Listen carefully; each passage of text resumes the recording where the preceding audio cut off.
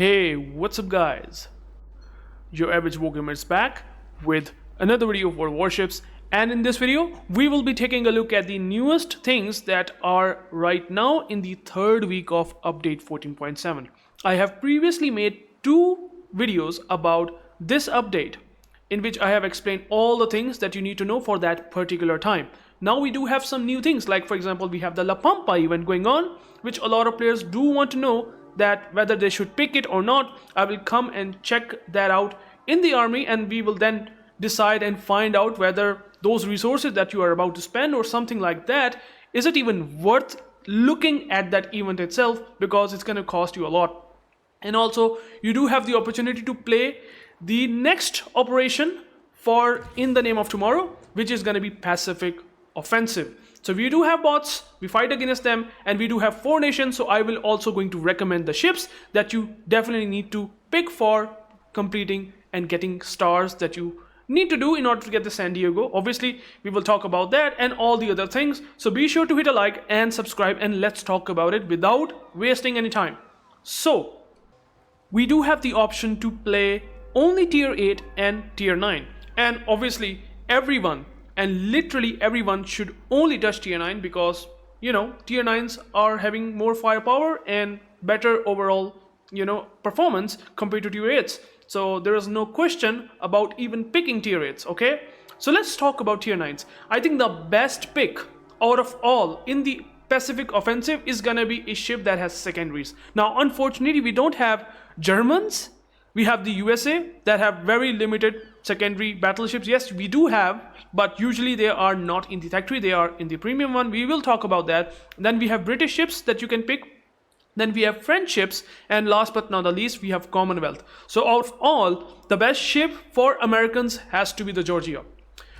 Georgia is amazing. I have played the Pacific Offensive today, and I find Georgia secondaries to be very reliable. Also the fact that you have the fast cooldown on heals, you do have really good guns, amazing guns, 457mm. So you basically overmatch, but you don't need that overmatch, you just need that insane alpha, which you do have in the Georgia.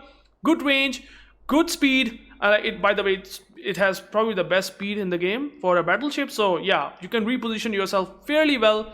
And yeah, you have the really decent DCP, 28 seconds with the help of the damage control party mod 1, fast cooldown time, just like I said. So that's pretty nice as a package that you can get in a Georgia, and especially that you have the secondaries, which by the way they will do wonders against those tier 6 and, you know, tier 5 cruisers and destroyers that will be pushing towards you, and they will do a lot of damage if you won't kill them on time. And so you need something like Georgia, so it's really good for that. Another ship that I must say is good, and probably the only ship that I would recommend at tier 8 if you want to play tier 8, although there are, I won't say it's highly recommended, because there is no need for that. We do have tier 9, so why playing tier 8s, okay? So then we have Massachusetts. Massachusetts, exactly the same thing, except we don't have that speed, but what it comes as a bonus or something that is better compared to Georgia, that it does have something which is better torpedo protection. Less HP obviously because it's tier 8. The guns are obviously, again, the reload time, 30 seconds, you do get 9 guns, but the Sigma parameter is not that good. You don't get battle cruiser dispersion. So these are the things that you have to really take in account when playing Massachusetts. Also the secondaries, they are really good. Just like Georgia, I don't think there is any difference between the Massachusetts and Georgia. And everything else, pretty much, you know, there are some stats here and there, especially the speed is the biggest difference. You have less speed, the Georgia has like way higher speed with the speed boost. So this is something that you can also pick. Tennessee, maybe you can do that, and that's basically it. I don't think so there's any other ship that you can pick, apart from maybe one cruiser at tier 8 that I would really recommend if you want to play tier 8s, and that is the Belfast 43, if you do have one. Because Belfast 43 is premium, you cannot get it even in the premium shop or something like that. So, you know, if you do have this ship, you do have like amazing consumables. If you can see, you do have the radar, shot smoke, so you basically disengage very quickly, and you have the hydro to spot the torpedoes. So this is also a really good ship for that. Other ships that you can pick can be Bayard. You can also pick the Bayard if you do have one. Really good guns. You do have main battery load booster, so it can pump out decent damage. But again, it's tier 8, so I don't think so it's a good idea to pick it, since you can really pick a tier above these ships. Cleveland, again, the same thing. DPM is really good, but you don't have heals just like the Bayard. Again, you don't have smoke, so you have to really work around that. Now, when it comes to tier 9s, we do have some option. For example, maybe if you like John Bart, although John Bart is not particularly gonna be good because you don't have like secondaries. You can build for it, but you don't have that even pen, right? You look at the HE pen of the secondaries, 17mm, so you might need IFHE for these secondaries to actually pen the destroyers. Maybe you can pen it because they are lower and you have to build it for secondaries, but the secondaries are behind that. I mean, you need the secondary battleship. That's what I definitely know in general, that you need that in order to make the Pacific offensive work in your favor, or I would say becomes easier to farm those 5 stars, reliably dealing with destroyers. So John Bart is fine, not the best, but it's not the worst either. It's basically in the middle of the pack. Alaska can be good.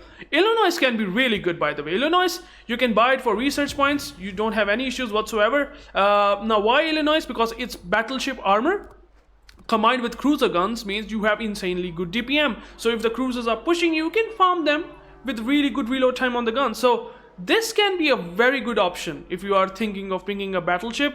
If you can't have Georgia, you can't have John Bart, I think Illinois for research points, if you do have one, is a nice option. Really, it's actually pretty good.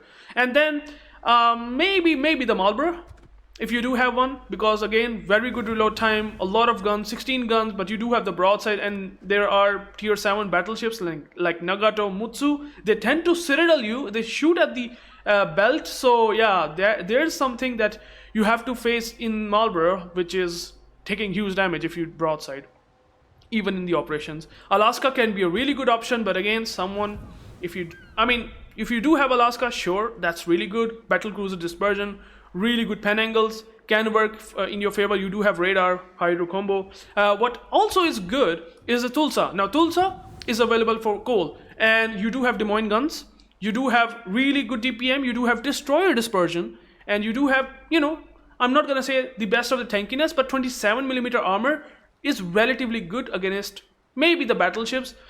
Maybe the Mutsu and Nagato can still overmatch you, but I mean, you can tank, and there are healing, I would say, consumables that can stay throughout the game and help you to survive.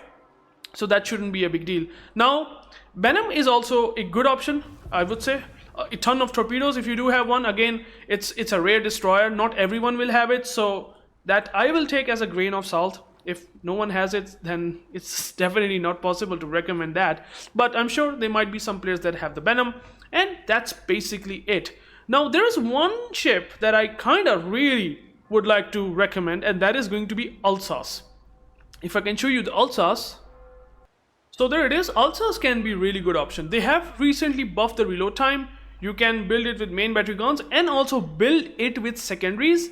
So you still have to use IFHE like John Bart, but at least you do have a lot of secondaries.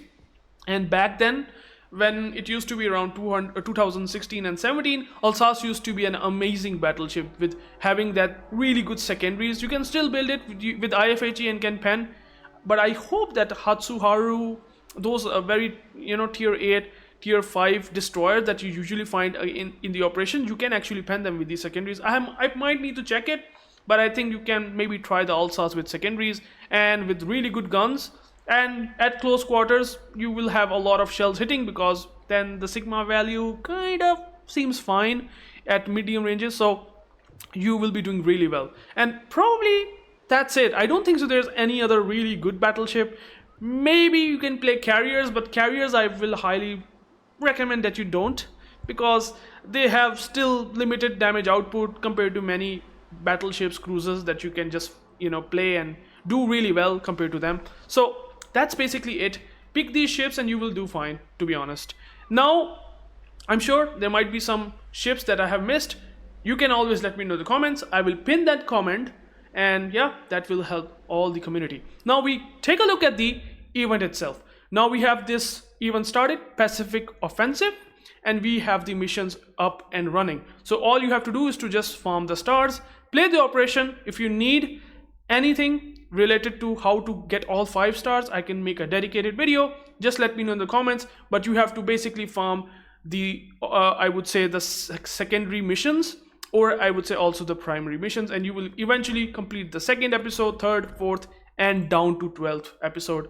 That will complete this full chapter.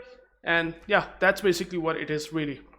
And by the way, remember that you must open them once you have completed that episode. You can open these classified documents, and just like that you will get, I would say, the collection as well to complete, or I would say get some premium time if you want to. That is something that you can do.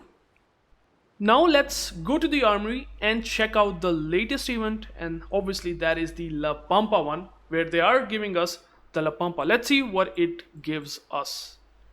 Alright, so we do have a lot of events in the armory going on. We do have the latest one, which I will talk right now, Salvage for Victory. Then we have In the Name of Tomorrow, which is based on operations. I mean, I have explained that in a couple of my older videos. You can go and check out those other videos. And the Grand Voyage, we all know 32,000 doubloons or 32,000 steel that you can grab till the end of December, or till December you have this massive opportunity.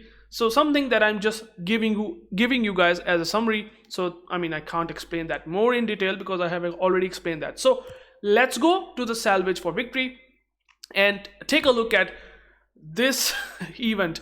I have checked that out, and I think that this seems to be kinda not good at all for you guys. The moment I saw La Pampa, it seems interesting, but the moment I see the way they have designed this, it's not good for your wallet, and it's also not good in general in any other way. If you are not getting La Pampa, then the value from this whole event just completely dwindles down. It's just diminished. There is nothing really good that will come from this event. So for example, what they have done in this event, you can use all doubloons to fill up this entire bar. Like if I allocate all resources, that's gonna cost me 40,000 doubloons, and I will get 3 days of premium, which I honestly don't care. At least for me, maybe the players would like that, which I will explain, don't worry. If you only want to get 3 days of premium, then you get a permanent camouflage. Like what is that, Wargaming? I might get a camouflage and just spend doubloons or my valuable resources that I have farmed over time, really? And then port slots can be valuable to some, which I will talk that whether you should really invest it. But then there is also a special commander, which by the way does not have any enhanced perks or skill. So kinda just for, I would say, showing purposes, that you do have the Pyotr Gradov, and then you do have the Tashkent 39. You can get the Tashkent 39, which again is also a torpedo boat destroyer, a Russian one at tier 7. And then last but not the least, I have recently made the video on La Pampa, 15 torpedo with torpedo load booster destroyer. Pretty decent, pretty interesting destroyer without a shadow of doubt. Very unique as well with the F key. So yeah, this is the price. And if we just deallocate that, if we reset this, look at the allocation of other resources. Back then when we have these sort of events, Salvage for Victory, we always able to spend tons of other resources. We don't need to touch the doubloons at all. Like Wargaming says, no, you don't spend any doubloons, you just spend maybe tons of credits, maybe it can be in millions of credits or something like that, and you eventually get the ship maybe at tier 7, or maybe we have the recent event 2 years ago.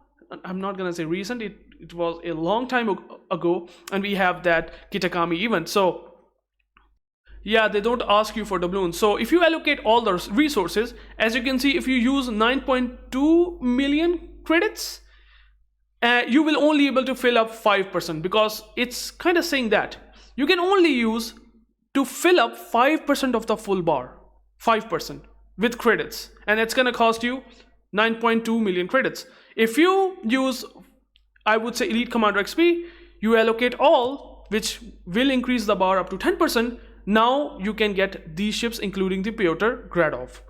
And then if you allocate some steel, which I just hate the idea of spending steel, to be honest. For some, the steel can be the most valuable thing in the game, and you have to spend 2.2k steel, and it still only progresses up to 15, and then you allocate 55,000 coal, that's 25%. You can only allocate these much resources without spending doubloons to only 25,000, and that's still not enough to get the Tashkent 39. You are spending steel, and that's not enough. And when you just fill up the bar to basically 31.8, because that's the amount that you need, we have to really get to the close point. And look at this. You have to spend 2.7k doubloons to get Tashkent 39 if you are using all the resources. It's not worth it. Guys, spending steel, why? I don't think so. It's a good idea. Seriously, I just gonna remove the steel and you will lose the 5% of the progress bar. So yeah, you have to now, I think, double the amount of doubloons or maybe something like that. If I just completely remove it to 0, for example, like let me just do it to 0. Now we have to maybe get like double of the doubloons, which I will show you really quickly. As you can see, there it is. You need now 4.7k doubloons. Do you want to get the Tashkent 39 for spending coal? Elite Commander XP, credits for probably the fastest, I'm not gonna lie, it's very fast destroyer at tier 7, having decent torpedoes as well, but you have to spend doubloons. If you want to do that, go for it. In my opinion, I don't like this. I don't like this whole design. I think it's a pure noob bait design. It's something that just wants to grab all the other resources along with doubloons. And doubloons must, unlike before like those older salvage for victory events where they never do this stuff. Now they are looking to grab more money from you guys. So it's not worth it to get Tashkent 39 like that. It's not that interesting of a ship compared to the La Pampa. Now, if you want to get La Pampa, you actually have to spend 26,000 doubloons. Yes, if you allocate all, and now we just go and spend 26,000 doubloons, you will see it's slightly more, probably 26,300, and that should be enough to get the La Pampa.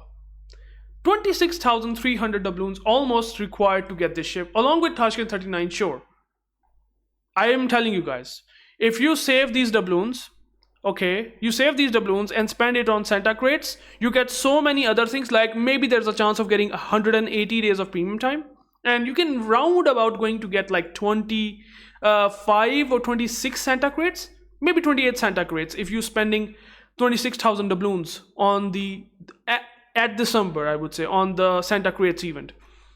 You want to spend doubloons on La Pampa, only a single ship or Tashkent 39 along with these resources, or you just want to spend the doubloons in the Santa crate. This is the option that you do have. I think the ask of Wargaming is too high. This is still not cheap. A tier 10 should be at least 60-70% in discount. I totally believe that if this ship is in 70% discount, if this only going to cost you 10,000 doubloons, 10,000 doubloons is still kind of steep for some, but I think now we started to see that La Pampa makes sense, considering you are spending the resources. Otherwise, it's, for me, I think I will never gonna touch that. I think it's expensive. I think for a cost of, I think, $150 or something like that. I don't exactly know the dollars amount, how much doubloons that if you convert it to dollars, how much it will be, but it's pretty expensive, to be honest. I don't think so for a single ship, or maybe let alone for the 2 ships it's worth it. And by the way, the compensation is absolute garbage. 50,000 free XP and 150,000 free XP. Yeah, so if you already have Tashkent 39, the value gets even worse, because what you gonna do with 50,000 free XP, by the way? Like, what? What the hell will you do with that? I mean, so yeah, don't touch it, guys. I believe, and I will give you a full answer to this. Do not get the Tashkent 39. There will be more opportunities. You can do that. But if you want to spend these, resources and spend some doubloons, that's totally up to you. But I don't think so it's worth it. However, what is really worth it, if you allocate all, you are going to get port slots. So for spending 9.2 million, you are going to get 1200 worth of port slot, because each port slot costs 300 doubloons in general. So for 9.2 million, you're going to get 3 days of premium time, the camo, and the port slot. So what I will really do, I will basically gonna exchange it. That's fine. I will only gonna exchange it, and by the way, it's in excess. Let me just do that. So that okay, so it's gonna be 8.8 million. Okay, you just only spend for these things. I'm not gonna touch this commander. I don't really care about this. I want to get the port slot, so I'm just gonna exchange that, because I have like billions of credits right now. So and even then, if you have some credits right now, I totally believe that credits are relatively easy to get. That's fine. And getting port slots are relatively difficult. You have to basically get a lot of port slots in the later part of the game if you are playing this for a long time to accumulate all the ships. You will eventually see and find out that you will be, not having enough port slots. So this can be very handy. But this thing, not worth it. And all the other things combined are not worth it. This is... I can't believe it. Like, what the heck is that working? Why want to snatch the wallets, the big whales? They will definitely gonna go to 100%. I'm telling you that. That's why they put these things, because someone will do that 100%. They will just allocate all and 40k doubloons. Boom, they have that big wallet. I don't know how they just get those amount of money in their life, but for us, that's not easy, to be honest. At the end, the ship itself is worth it, but the way it's designed, it's absolutely not worth it. Do not touch it. I don't think so. It's a good idea. I don't think so. Spending 26,000 doubloons for a ship, maybe you just have the added bonus of Tashkent 39 is a good idea. I will not gonna touch it. To be honest, my personal opinion, I won't. What do you think? You can go and watch out the ship itself. Maybe you think that it is worth it. You can do that. But now, maybe for the players who don't know, I am sure that even though I have made several videos, but there might be some players that pretty much don't know about the Grand Voyage. Maybe. But if you don't know it, well, what is happening here, that if you play a game every day, you're going to get steel or doubloons. You can convert your tokens into the steel or into the doubloons, and you can exchange from here. So I currently have farmed 7,500 tokens. I can exchange them by clicking on it. It will lead me to the portal where I can exchange it directly for either doubloons or steel. And that's basically it, how it works. Simple. Just play a battle, farm your doubloon or farm your steel depending upon what you will convert. Okay, and you will get that eventually. So that's basically it. I hope you guys understand this whole La Pampa event is pretty ridiculous. I don't like it, and I won't touch it, even though I have a lot of doubloons. I will still not gonna touch it. I have basically saved doubloons for Santa crates. I will spend those for Santa. I'm not gonna spend those on this shitty event. To be honest, I just hate it.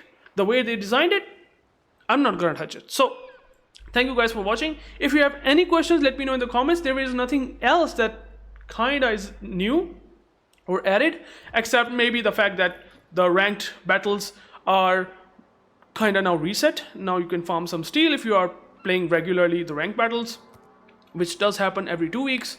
And that's basically it. Nothing really special going on in the combat missions except for the Grand Voyage event, where you can get GQ Johnny for obviously playing 5 battles every day for 90 consecutive days, or maybe if you miss out 1 or 2 days, you still have the opportunity to get that ship. So thank you guys for watching. I hope you guys understand that spending money like that is not worth it. For me, I don't think so. The ship, it's good. The ship itself is worth it, but not for this way. Not in this way, I would say. No way. I don't think so. So take care, guys. Any questions is welcome. And last but not least, I would like to give a big shout out to my Patreon members. They are directly supporting my channel. I can't thank them enough. I really like what they are doing for me. And thank you guys if you are watching this video and you are getting till the end, where I love to credit you for what you are doing for me. I can't thank you enough. So thank you guys for watching. This video will end now. Take care and play the Alsace, play the Georgia, and win some and get some stars in Pacific Offensive. Peace out.